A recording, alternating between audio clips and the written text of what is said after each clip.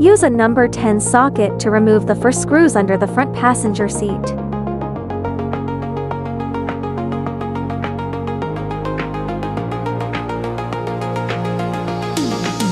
Lift the seat and unplug the clip underneath it.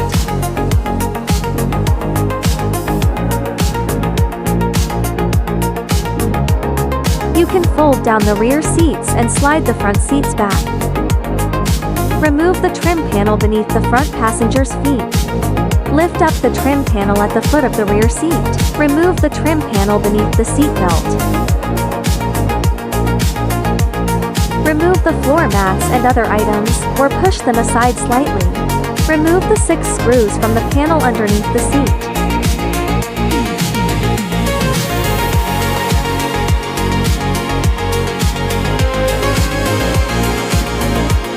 Take out the baffle.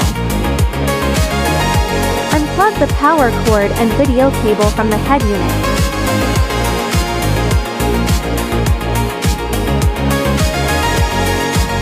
Connect our wires to the original vehicle wires.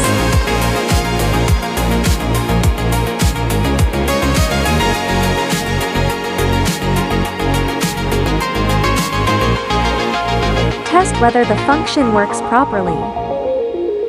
Put back the parts you just removed in order.